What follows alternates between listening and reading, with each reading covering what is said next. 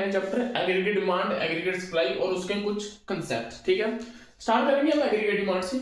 लेकिन aggregate demand को समझने से पहले हम ये समझेंगे कि भाई डिमांड क्या होती है। ठीक है, तो डिमांड के बारे में बात करेंगे। डिमांड मतलब होता है जब कोई इंसान रेडी होता है, विलिंग होती है जब किसी इंसान की क्या करने की, पे करने की, खर्च करने की, किसके ऊपर, for goods and services. Goods and services को खरीदने के लिए अगर कोई इंसान तैयार है, उसकी विलिंग है, अभी उसने खर्च नहीं किया लेकिन उसकी विलिंग है कि भाई वो खर्च करेगा, फ्यूचर में करेगा, तो वो हम कहेंगे उसकी क्या है, डिमांड है। ठीक है, ये होता है क्या होता है, माइक्रो कॉन्सेप्ट होता है, क्योंकि पहले हम इसकी बात करते थे, इंडिविजुअल की बात करते थे, लेकिन अब हम बात कर रहे हैं एग्रीगेट, मतलब टोटल की बात कर रहे हैं, मैक्रो कॉन्सेप्ट की बात कर रहे हैं। ठीक है भाई, मैक्रो कॉन्सेप्ट की बात कर रहे हैं, टोटल इकोनॉमी की बात कर रहे हैं कि हमारी पूरी इकोनॉमी में लोग कितना पैसा खर्च करना चाह रहे हैं सारी गुड्स एंड सर्विसेज को खरीदने के लिए। ठीक है, मतलब हम क्या कहेंगे कि हमारी जो एग्रीगेट डिमांड है ना, वो क्या होती है, एग्रीगेट एक्सपेंडिचर, मतलब लोग कितना पैसा खर्च करना चाह रहे हैं, टोटल कितना पैसा खर्च करना चाह रहे हैं सारी गुड्स को खरीदने के लिए, तो उसे हम कहेंगे एग्रीगेट डिमांड। ठीक है, बात खत्म होगी। ये दो चीजों को समझ लेना, एग्रीगेट डिमांड होती है एग्रीगेट एक्सपेंडिचर के इक्वल। ठीक है, उसके अलावा दो पैरामीटर और होते हैं, एक क्या है, एक है प्राइस। हमने सुना है कि भाई डिमांड में फर्क पड़ता है। अब देखो, आप लोग कोई चीज खरीदने जाते हो, अगर किसी चीज का प्राइस ज्यादा होता है तो आप कहते हो कि इस चीज को अभी नहीं खरीदते या कम खरीद लेते हैं। अगर किसी चीज का प्राइस बहुत कम हो जाता है तो हम कहते हैं कि ऐसा करते हैं, दो तीन चीजें और खरीद लेते हैं, डिमांड बढ़ा देते हैं। वैसे ही है कि भाई अगर किसी चीज का प्राइस ज्यादा होता है तो हम उसकी डिमांड जो है वो कम कर देते हैं, लेकिन अगर किसी चीज का प्राइस कम हो जाता है हम ऑटोमेटिकली उसकी डिमांड बढ़ा देते हैं। ये यूनिवर्सल फैक्ट है। ठीक है, एक तो हो गया प्राइस, दूसरी होती है हमारी इनकम। अगर मान लो कि हमारी इनकम है ज्यादा तो हम ज्यादा से ज्यादा पैसा खर्च करेंगे, हमारी डिमांड ज्यादा से ज्यादा हो जाएगी। ठीक है, हम बढ़ाएंगे ना, ऑब्वियसली पहले हम 10,000 कमाते थे, अब 1,00,000 रुपए कमा रहे हैं तो खर्चा तो ऑटोमेटिक बढ़ा, खर्चा तो हम बढ़ाते ही हैं। ठीक है, अगर मान लो हमारी इनकम ऑटोमेटिक कम होगी, मान लो तुम लोग ट्रेडिंग करो, ट्रेडिंग करते करते तुम्हारा पैसा एकदम ही रेड लाइन आ गई, तुम्हारी पैसा खत्म हो गया, तो तुम क्या करोगे, तुम लोग डिमांड भी कम कर दोगे, बस अपनी बेसिक नीड वाली चीजें करोगे और कुछ नहीं करोगे। ठीक है, तो ये दो छोटे छोटे कंसेप्ट हैं जिसे हम समझेंगे। अगर हम ये देखेंगे हमारी पूरी इकोनॉमी में सारे लोग कितना पैसा खर्च करना चाह रहे हैं गुड्स एंड सर्विसेज को खरीदने के लिए, तो उसे हम कहेंगे एग्रीगेट डिमांड। ठीक है, अब हम बात करेंगे बिहेवियर ऑफ एग्रीगेट डिमांड, मतलब कि भाई अगर हमारी इनकम में कोई चेंज आया तो उसके चेंज आने से हमारी डिमांड के ऊपर कितना फर्क आएगा, हमारी एग्रीगेट डिमांड के ऊपर कितना फर्क आएगा। अब देखो समझो, एक चीज और है कि अगर हमारी इनकम बढ़ेगी तो हमारी डिमांड ऑटोमेटिकली बढ़ेगी। डिमांड मतलब कितना पैसा हम खर्च करना चाह रहे हैं, वो होती है हमारी डिमांड, एग्रीगेट डिमांड। ठीक है, कि अगर मान लो मैं कुछ भी नहीं कमा रहा हूं तब भी मेरी कुछ ना कुछ डिमांड होगी, मैंने खाना तो खाने हैं, जीने के लिए खाना तो पड़ेगा, उसके ऊपर भी कुछ ना कुछ खर्च होगा ही, बिल्कुल। अब मैं पैसा कहां से लेके आऊंगा, या तो मेरे पास कोई पुरानी सेविंग्स होगी उसे मैं यूज कर लूंगा तो मैं खर्च कर लूंगा, या मैं किसी से पैसा उधार मांगूंगा और मैं खर्च करूंगा, खाना पीना खा लूंगा। ठीक है, मतलब अगर मेरी इनकम जीरो भी होगी तो भी मेरा कुछ ना कुछ एक्सपेंडिचर होगा ही होगा, वो मेरी होगी एग्रीगेट डिमांड। तो इसे हम कहेंगे शेड्यूल। ठीक है, टेबल वगैरह को कहते हैं हम शेड्यूल। एक होता है कर्व, हम लोग बात करेंगे एडी कर्व की। कर्व क्या होता है, वो जो डायग्राम होता है बड़ा सारा, ये लो। अब देखो भाई, इसमें ऊपर रख लेते हैं एग्रीगेट डिमांड को और नीचे रखते हैं इनकम को। अब कुछ मन में इच्छा होगी कि भाई ऊपर हम डिमांड को क्यों रख रहे हैं, इनकम को क्यों नहीं रख रहे। वाई एक्सिस पे हमेशा हम उस चीज को रखते हैं जिसके ऊपर इफेक्ट पड़ रहा होता है। जैसे हमने क्या कहा कि इनकम के चेंज होने से डिमांड पर कितना फर्क पड़ेगा, क्या बनाएंगे भाई, 0, 20, 40, 60, 80, ये 10, 20, 30, 40, 50 और 60 हमारा है भाई। अगर कुछ भी इनकम नहीं है तो भी हमारी कुछ ना कुछ डिमांड है, तो ऐसा बन जाएगा। ठीक है, ये हमारा क्या है, एडी कर्व, बस बात खत्म है। ये हमारी एडी कर्व, ये कैसे बना, जब हमारी इनकम जीरो तब हमारी डिमांड कुछ ना कुछ थी तो ऐसे बढ़ता बढ़ता आगे बढ़ गया। ठीक है, ये होता है अपवर्ड स्लोप। ये क्या होता है, ये होता है हमारा अपवर्ड स्लोप। ठीक है, मतलब ये डिनोट करता है कि पॉजिटिव रिलेशनशिप है। कंपोनेंट ऑफ एग्रीगेट डिमांड, भाई एग्रीगेट डिमांड का मतलब क्या होता है कि भाई एग्रीगेट एक्सपेंडिचर, पूरे देश में लोग कितना खर्चा कर रहे हैं। अब हम बात करेंगे कि भाई कौन कौन से लोग खर्चा कर रहे हैं। पहले है भाई क्लोज्ड इकोनॉमी, सिंपल है। क्लोज्ड और ओपन का फर्क क्या होता है, क्लोज्ड मतलब देश के अंदर सारे बंदे, और ओपन मतलब देश के अंदर और देश के बाहर दोनों की बात करेंगे, ठीक है। क्लोज्ड मतलब, अब क्लोज्ड में भी क्या होगा, पहली हो जाती है कि कंज्यूमर या प्रोड्यूसर जो पैसा खर्च कर रहे हैं। अब कंज्यूमर हम जैसे लोग, हाउस होल्ड के लोग, वो क्या करेंगे, सामान खरीदेंगे और कंज्यूम कर लेंगे, तो कंजप्शन एक्सपेंडिचर करते हैं। और जो इन्वेस्टमेंट कौन करता है भाई, जो प्रोड्यूसर होते हैं वो इन्वेस्टमेंट करते हैं फिक्स एसेट्स यानी सामान बनाने के लिए जो खर्चा करते हैं वो उन्हें हम इन्वेस्टमेंट एक्सपेंडिचर मान लेंगे, ठीक है। ये सब क्या होता है, ये होती है टू सेक्टर इकोनॉमी में। टू सेक्टर इकोनॉमी आप लोगों ने पढ़ा भी होगा। टू सेक्टर इकोनॉमी वो इकोनॉमी होती है जहां पर सिर्फ कंज्यूमर और प्रोड्यूसर माने जाते हैं और उसके अलावा कहते हैं कि और कोई इंसान नहीं है, ठीक है। अब इसमें एक और हो जाता है जिसे हम कहेंगे three sector economy. Three sector economy किसका पार्ट है, क्लोज्ड इकोनॉमी का। अब इसमें और चीज कौन सी ऐड हो जाएगी, वो हो जाएगी गवर्नमेंट। गवर्नमेंट ऐड हो जाएगी। अब गवर्नमेंट क्या करती है, गवर्नमेंट भाई इन्वेस्टमेंट भी करती है और कंजप्शन भी करती है। इन्वेस्टमेंट जैसे ब्रिज वगैरह बना देती है वगैरह वगैरह, और कुछ सामान वगैरह खरीदती है, अपने लोगों में बांट देती है या दूसरे लोगों में बांट देती है, स्कॉलरशिप दे देती है। तो गवर्नमेंट का खर्चा भी इसमें इंक्लूड हो जाता है थ्री सेक्टर इकोनॉमी में, क्लोज्ड इकोनॉमी में, ठीक है। चलो ये होगी बात खत्म क्लोज में। हमने कहा था कि भाई ओपन का मतलब है कि देश के अंदर, मतलब ये तीनों तो इसके अंदर आएंगे, ये तीनों का खर्चे तो आएगी, मतलब कंजप्शन भी आएगा, इन्वेस्टमेंट भी आएगा और गवर्नमेंट का खर्चा भी आएगा। उसके अलावा क्या होता है, ये होती है एक्सपोर्ट। ये होता है एक्सपोर्ट, और एक्सपोर्ट में से जब हम इंपोर्ट माइनस कर देते हैं, मतलब हम लोग भाई बाहर सामान बेचते हैं, बाहर से सामान लेके आते हैं, खर्चा करते हैं, पैसा आता है, तो इसमें से हम लोग क्या ढूंढेंगे, सिर्फ हमारा नेट एक्सपोर्ट इसमें आ जाएगा, ठीक है भाई। तो ओपन इकोनॉमी में सिर्फ एक चीज एक्स्ट्रा हो जाती है जो होती है हमारी नेट एक्सपोर्ट, ठीक है। तो एग्रीगेट सप्लाई को समझेंगे। जैसे मान लो कि मैं एक प्रोड्यूसर हूं, मैं कोई सामान बनाने वाला हूं, तो भाई मैं फ्यूचर में कितना सामान बनाऊंगा, वैसे मेरे जैसे लाखों लोग होंगे, तो जितने भी प्रोड्यूसर है वो कितना प्रोडक्शन करना चाहते हैं, अभी कर नहीं रहे, करना चाहते हैं, प्लान करना चाह रहे हैं गुड्स एंड सर्विसेज का एक अकाउंटिंग ईयर के अंदर, उसे हम कहेंगे एग्रीगेट सप्लाई। बस प्रोड्यूसर कितनी प्रोडक्शन करना चाह रहा है, उनके एग्रीगेट को हम क्या कहेंगे, एग्रीगेट सप्लाई, ठीक है। अगर प्रोडक्शन होगी तो उससे कोई ना कोई क्या होगा भाई, उससे कोई ना कोई वैल्यू एडिशन तो होगी ही होगी। अगर कोई वैल्यू एडिशन होती है तो हमने पढ़ा है कि अगर वैल्यू एडिशन हो रही है इकोनॉमी के अंदर तो कोई ना कोई इनकम जनरेट भी होती है, तो इनकम जनरेट भी हो रही है। तो इससे क्या मैं सिंपल ये कह सकता हूं कि एग्रीगेट सप्लाई अगर होगी तो उससे कोई ना कोई वैल्यू एडिशन होगी, जिसके कारण कोई ना कोई इनकम जनरेशन भी होगी। तो मतलब कि अगर मेरी प्रोडक्शन होगी उससे कोई ना कोई इनकम जनरेट होगी ही होगी। एग्रीगेट सप्लाई को मैं इनकम के इक्वल मान सकता हूं। इसका एक कर्व होता है, कर्व ना आपने डायग्राम से सुना होगा। तो अगर हम इनकम के रिलेशन इसका कर्व बनाते हैं तो कैसा होगा, एग्रीगेट सप्लाई को ऊपर रख लेते हैं, इनकम नीचे रख लेते हैं, तो इसे 0 मान लेंगे, 1 2 3 1 2 3। ये इसका कर्व जो होता है बिल्कुल सीधा होता है, बिल्कुल सीधा, मतलब 45 डिग्री पे होता है। 45 डिग्री का मतलब क्या है, अगर देखो हमने क्या कहा, अगर प्रोडक्शन होगी तो इनकम जनरेट हो जाएगी, सिंपल है। अगर कोई प्रोडक्शन नहीं है तो कोई इनकम जनरेशन नहीं है, 0 का 0 आ जाएगा। तो अगर देखो 20 40 60 20 40 60, अगर भाई यहां पर देखो ये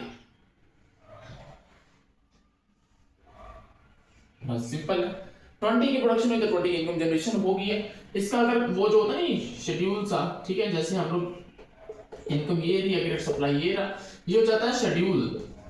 एग्रीगेट सप्लाई का शेड्यूल क्या बोलता है, 0 0 20 20 40 40 60 60 है, जितनी प्रोडक्शन होगी उतनी इनकम जनरेशन हो जाएगी, बात खत्म हो जाएगा।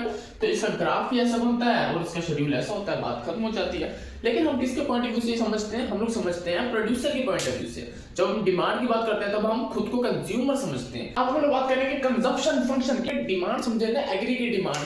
तो जैसे इनकम का रिलेशन एग्रीगेट डिमांड के साथ, एग्रीगेट डिमांड की हम कहेंगे कंजप्शन, बस बात खत्म है। कंजप्शन फंक्शन ये बोलता है अगर हमारी इनकम 0 भी है तो भी हमारी कुछ ना कुछ कंजप्शन तो होगी ही होगी, बिल्कुल भाई, खाना है, कुछ ना कुछ पैसा तो खर्च करेंगे। अब उस पैसे को या तो उधार मांगेंगे या हमारी सेविंग्स में से निकालेंगे। अगर सेविंग्स में से निकालेंगे तो हम ये कह सकते हैं कि सेविंग्स कम होती रहेंगी, सेविंग्स माइनस में जाती रहेगी, बिल्कुल। जब इनकम 0 होती है तब कुछ ना कुछ खर्चा होगा, कुछ ना कुछ कंजप्शन होगी, तो उस समय हमारी सेविंग्स जो होंगी वो नेगेटिव हो जाएंगी। दूसरी चीज क्या बोलते हैं कि भाई जैसे जैसे इनकम बढ़ती है वैसे वैसे हमारी कंजप्शन भी बढ़ेगी, बिल्कुल। अगर हमारी इनकम बढ़ती है तो कंजप्शन भी बढ़ती है, हमने पहले भी सुना था, ये पॉजिटिव रिलेशन होता है, ठीक है, बात खत्म हो जाती है। तीसरी चीज ये भी कहा गया था कि हमारी एक टाइम आएगा जब हमारी इनकम बहुत ज्यादा हो जाएगी, किससे, कंजप्शन से बिल्कुल, मान लो ये वाली सिचुएशन क्या है, 150 की हमारी इनकम है, 140 का हमने उसमें से खर्चा कर दिए, तो जो एक्स्ट्रा बचा उसको हमने सेविंग कर लिया, सेव कर लिया, बिल्कुल एक्स्ट्रा कितना बचा, 10 रुपए बच गई, तो उसको हमने सेव कर लिया, ठीक है, बात खत्म हो गई। ये तीन चीजें कौन बोलता है, ये तीन चीजें बोलता है हमारा कंजप्शन फंक्शन, कंजप्शन फंक्शन बोलता है। और कंजप्शन फंक्शन में क्या है, एक फॉर्मूला होता है, क्या होता है, एक फॉर्मूला होता है जो रिलेशन बताता है, किसका, इनकम का रिलेशन बताता है कंजप्शन के बेसिस पर, मतलब सिंपल। अब जैसे मान लो कि भाई इसका फॉर्मूला क्या होता है, C = C bar plus BY, ठीक है, हम लोग C को समझ गए, C का मतलब कंजप्शन फंक्शन। C बार क्या होता है, C बार मतलब कि जब भाई हमारे ये आ जाए यहाँ पर, ये होता है C बार, ये इसे कहते हैं, क्यों, जब हमारी कुछ भी इनकम नहीं थी तब भी हमारी कुछ ना कुछ खर्चा था, तब भी हमारा कुछ ना कुछ डिमांड थी, जिसे हम कहते हैं ऑटोनोमस, जिसे हम क्या कहते हैं, ऑटोनोमस। ऑटोनोमस हम जब भी वर्ड यूज कर ले तब मतलब क्या होता है कि तब कोई भी इनकम का लेना देना नहीं, खर्चा होना वो होना ही था, उसमें इनकम बढ़ती कम होती कोई फर्क ना पड़ता, ठीक है। तो भाई सी बार का मतलब होता है ऑटोनोमस कंजप्शन, ठीक है, हमने सी बार को समझ लिया, ये होगी 20, ठीक है। उसके बाद बात करते हैं सी हो गया, फिर बात करते हैं वाई, वाई तो पता लग गया ना, वाई मतलब हमारी इनकम, इनकम है हमारे पास, इनकम भी है, ठीक है। अब एक और चीज है यहाँ पर जिसे हम क्या कहते हैं, बी, ये बी है ना, बी, बी का मतलब होता है MPC, that is marginal propensity to consume. इसका क्या कहना है, इसका ये कहना है कि भाई आपकी कितनी इनकम में चेंज आया है, जिसकी वजह से आपका कितनी कंजप्शन में चेंज होगा, उसे हम कहते हैं marginal propensity to consume. Simple मतलब है ये, इसको इधर आ जाओ, इधर इधर आ जाते, इधर, सॉरी थोड़ा ज्यादा ध्यान हो गया, इसको थोड़ा कम कर देते हैं, रुक जा रुक जा रुक जा रुक जा रुक जा रुक जा, ये देखो ये हो गया, ये हो गया, ठीक है। अब देखो यहाँ पर, देखो क्या हुआ कि भाई हमारे यहाँ पर इक्वल हो गया था, सिस्टम इक्वल हो गया था। अब समझो कि हमारी इनकम में कितना चेंज है, इनकम कितनी होगी, इनकम 100 से बढ़कर 150 होगी, कितना चेंज आया इसमें, 50 रुपए का चेंज आया, 50 रुपए बढ़ गई। अब ये हमारी जो कंजप्शन है ये तो होगी इनकम, हमारी कंजप्शन में क्या है, 100 से उठाकर कितनी होगी, 140, तो भाई कितना फर्क आया, 40 का, बिल्कुल ठीक है, ठीक है। आप लोग लेना चाहते हो इसको भी ले सकते हो, इसको भी ले सकते हो, आंसर एंड में सेम ही आने वाला है, ठीक है। अब मार्जिनल प्रोपेंसिटी टू कंज्यूम, ऊपर क्या रखा भी, हमने पहले लिखा है कि इनकम के हिसाब से इनकम कितनी चेंज हुई है, इनकम में चेंज आया 50 का, और हमारी कंजप्शन में कितना चेंज आया, 40 का। जब हम लोग इसको प्लस माइनस करेंगे तो हमारा आंसर आ जाएगा 0.80, और जब हम लोग इसको सॉल्व करेंगे तो हमारा आंसर आ जाएगा 0.80, ठीक है। तो ये भी निकल गया, ठीक है। अब हमारे पास क्या है, 20 प्लस ये कितना है 0.80 और मल्टीप्लाई कर देंगे किससे, इनकम से। अब समझते हैं पहला केस, हमारी इनकम 0 थी, मैं इसको 0 कर देता हूं। जब हमारी इनकम 0 थी तब हमारी कंजप्शन कितनी हो चुकी थी, 20, ठीक है। तो इसको करें 0 को मल्टीप्लाई करेंगे तो 0 ही रहता है, ठीक है। तो ये हो गया 20, ठीक है। तो हमने समझ लिया अगर हमारी इनकम 0 है तो तब भी हमारी कुछ ना कुछ कंजप्शन रही थी, ठीक है। अब दूसरा एक और उठा लेते हैं, जैसे कि दूसरा क्या है, इसको साइड वाले इसको बनवा लेते हैं, 20 प्लस 0.80 C = अब दूसरा मान लेते हैं, दूसरा क्या होता है, C = 20 plus 0.80 multiply by income में कितना, इनकम कितनी होगी, इनकम होगी 50, मान लेते हैं 50। अगर हम 50 इनकम मान लेते हैं तो अगर इसको हम सॉल्व करेंगे तो कितना होगा, 0 से 0 कट गया, ठीक है, 8 से 8 40, तो आगे ये 40 और ये कितना हो गया 60। तो हमारी जो कंजप्शन हुई है वो कितनी आ गई, 60। जब हमने इनकम ली 50, इनकम 50 ले ली तो हमारी कंजप्शन कितनी आई, 60। वैसे ही सारा कुछ हमारा सॉल्व होता रहेगा। ये सिंपल एक फॉर्मूला होता है, बताता है रिलेशन किसका, कंजप्शन का और इनकम का एक दूसरे के लिए। इसके अलावा एक और होता है कंसेप्ट जिसे हम कहते हैं APC, that is average propensity to consume. Average propensity to consume क्या बोलता है, ये भी सिंपल है। इसमें क्या बताया जाता है कि हमारी टोटल इनकम के हिसाब से हमारी टोटल कंजप्शन में क्या फर्क आता है, बस। एवरेज का मतलब सिंपल है, भी इस वाले फॉर्मेट में होगा। अब कैसे हो गया, इनकम के हिसाब से हमारी कंजप्शन में क्या फर्क पड़ रहा है, बात खत्म, ठीक है। टोटल हमारी इनकम कितनी है, टोटल इनकम है हमारी 50, 100, 200, 300 रुपया होगी, ठीक है। इनकम है हमारी 300 और हमारी कंजप्शन कितनी टोटल 140 हो गया, 240, 300, 320 रुपए। तो 320 हम इसको रख ले, 0 से 0 कट गया, बस इसको सॉल्व करके जो भी आंसर आएगा वो ये हो जाएगा, ठीक है। ये हमारा सिंपल कांसेप्ट होता है, concept of APC, simple concept होता है MPC, ठीक है। लेकिन अब एक और चीज समझते हैं, एक अच्छी चीज रहेगी, वो होता है स्लोप। तो कंजम्पशन फंक्शन का स्लोप पता है क्या होता है, ये बॉक्स है, इसको हम एक स्लोप बनाते हैं, कर्व वगैरह बना ले इसका। ठीक है अभी इनकम में क्या डालेंगे, इनकम है हमारी दिस बिजनेस, ठीक है 0, 50, 100, 150, 200, ठीक है। और ये कितना हो जाएगा 20, 40, 60, 80, 100, ठीक है। अब ये क्या बोल रहा है कि जब इनकम 0 थी तब हमारी कंजप्शन कितनी है 20, हमारी इनकम 50 होगी तब हमारी कंजप्शन 60 होगी, ठीक है। तो क्या ये ऐसे लिखना, बिल्कुल ठीक है। दूसरा क्या 100 पे 100, ठीक है भाई, तो ये तो हो गया इक्वल, ठीक है। इनकम होगी 150, ठीक है, कंजप्शन हो गया 140। ऐसा करके हमारा एक ग्राफ सा बन जाएगा ना, ऐसा ऐसा। भाई ये जो ग्राफ है ये किसकी हेल्प से बना, ये क्या एपीसी की हेल्प से बना या एमपीसी की हेल्प से बना। एपीसी का तो सिंपल मतलब है कि टोटल ले लो, टोटल ले लो कंजप्शन का और इनकम का। भाई इनकम का और कंजप्शन के टोटल करने से क्या आ जाएगा, कुछ नहीं। लेकिन एमपीसी का मतलब होता है कि भाई चेंज कितना आ रहा है कंजप्शन और इनकम में। तो हम लोग यही देख रहे हैं ना भाई, पहला वाला देखा, फिर इसमें चेंज हुआ, फिर इसमें चेंज हुआ, फिर इसमें चेंज हुआ। इन सबके चेंज होने के कारण ही ये स्लोप बन पाया, नहीं तो नहीं बन पाता। इसलिए ये जो स्लोप बनता है वो एमपीसी की हेल्प से बनता है। बात खत्म। सेविंग फंक्शन की, सेविंग फंक्शन क्या होता है कि भाई हमने स्टार्टिंग में बात की, अगर हमारी बिल्कुल भी इनकम नहीं है तो उस समय हम लोग कुछ ना कुछ खर्चा कर रहे हैं, जो खर्चा कर रहे हैं वो हम अपनी सेविंग्स में से निकाल के कर रहे हैं। सेविंग्स उस टाइम पर हमारी क्या हो जाएगी, माइनस हो जाएगी, ठीक है। तो सिंपल है भाई, जितना हम लोग, अगर हमारी इनकम कुछ नहीं है और हम कुछ भी खर्चा कर रहे हैं, तो जो खर्चा कर रहे हैं उसे हम कहते थे ऑटोनोमस कंजप्शन। और जो उस टाइम पर सेविंग्स होंगी, नेगेटिव सेविंग्स होंगी, जिसे हम कहते हैं ऑटोनोमस सेविंग्स, ठीक है। वैसे ही इनकम बढ़ती रहती है और एक टाइम आता है जब इनकम इक्वल हो जाती है हमारे खर्चे के, उस टाइम पर सेविंग्स जो हो जाती है वो जीरो हो जाती है। और एक टाइम फिर टाइम आता है कि जब हमारी इनकम ज्यादा हो जाती है हमारी कंजप्शन से, तब हमारी सेविंग्स क्या हो जाती है, पॉजिटिव हो जाती है, ठीक है। सेविंग फंक्शन बहुत सिमिलर है कंजप्शन फंक्शन की तरह, ठीक है, सिमिलर है, सेम नहीं है भाई, बिल्कुल सेम नहीं है, ठीक है। अब इसमें क्या है, इसका एक फॉर्मूला होता है जो ये बताता है कि भाई इनकम के चेंज होने से सेविंग्स के ऊपर क्या फर्क पड़ता है। तो फॉर्मूला क्या बोलेगा भाई, कि वो बोलता है S is equal to minus C bar plus 1 minus B by Y, ठीक है। और आपने पहले समझा था माइनस सी बार क्या था, हमारी कंजप्शन, ठीक है, ऑटोनोमस कंजप्शन थी। अब वो नेगेटिव में होगी तो हमने नेगेटिव लिख दिया, ठीक है, ऑटोनोमस सेविंग्स लगा लो। और वाई तो थी हमारी इनकम लगा दी। और 1 माइनस बी क्या होता है, बी थी हमारी मार्जिनल प्रोपेंसिटी टू कंज्यूम, ये तो बी था। 1 माइनस बी क्यों लिखा है, ठीक है, ये टोटल 1 माइनस बी होता है हमारा मार्जिनल प्रोपेंसिटी टू सेव, ठीक है। ये कैसे बना, सिंपल है भाई, ऐसे बना कि हमने ये कहा कि हमारी जो marginal propensity to consume plus marginal propensity to save is equal to 1। अगर सीधी लैंग्वेज में बोलूं ना तो भाई consumption plus savings is equal to income, इसे हम मानते हैं इनकम, ठीक है। आप लोग को समझो, जितना आपके पास पैसा है उसमें से आप कुछ पैसा खर्च करोगे, कुछ पैसा सेव करोगे, बस, तो वो टोटल पैसे के इक्वल हो जाएगा। लेकिन हम ये समझते हैं कि इस इक्वेशन में ये 1 वाई कैसे बना, ठीक है, इनकम कैसे बनी।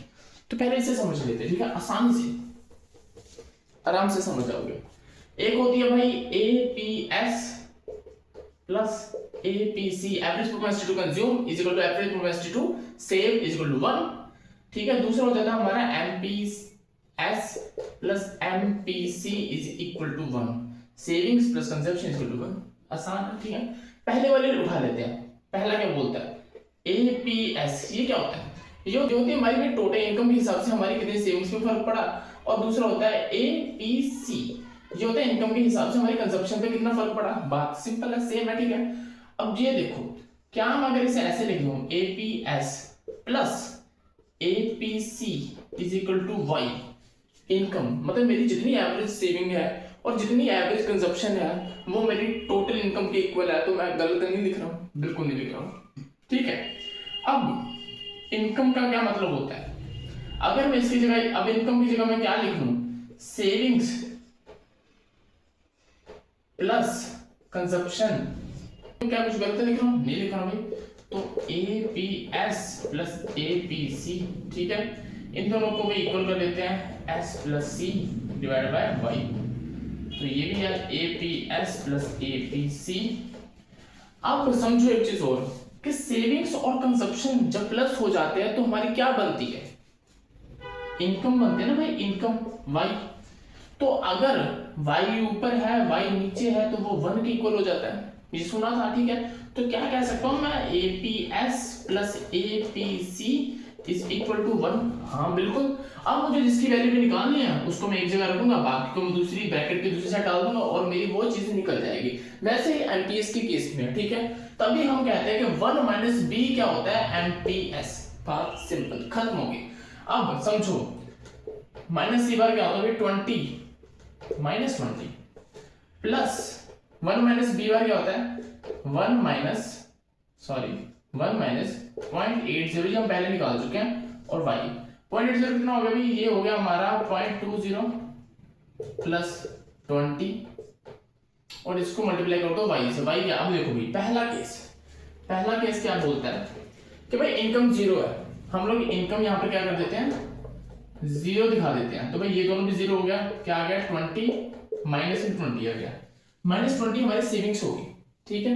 अगर अभी भी मन में है दुख कि भाई दूसरा भी करके देख लेते हैं क्योंकि क्या गलत तो नहीं आ रहा है, ठीक है। दूसरा क्या है, माइनस 20 प्लस 0.20 मल्टीप्लाई बाय, अब दूसरा क्या है, इनकम कितनी होगी हमारी 50, इनकम हमारी हो चुकी है 50, ठीक है। तो कैसे हम इसको निकालें, 0 से 0 0 से 0, तो ये 2 5 से 10 हो जाता है, 10 minus 20 plus 10 is equal to minus 10। तो जब हमारी इनकम 50 भी थी तब हमारी जो सेविंग्स है वो माइनस 10 थी, वो निकल चुके हैं। तो ये होता है सबसे आसान तरीका, ठीक है। सारा चैप्टर निपट गया, ठीक है। अगर अब तक देख रहे हो, इतनी सहन शक्ति हो चुकी है, तो चैनल को सब्सक्राइब कर लो, क्योंकि आगे सारे चैप्टर की सीरीज इकट्ठी शुरू हो जाएगी।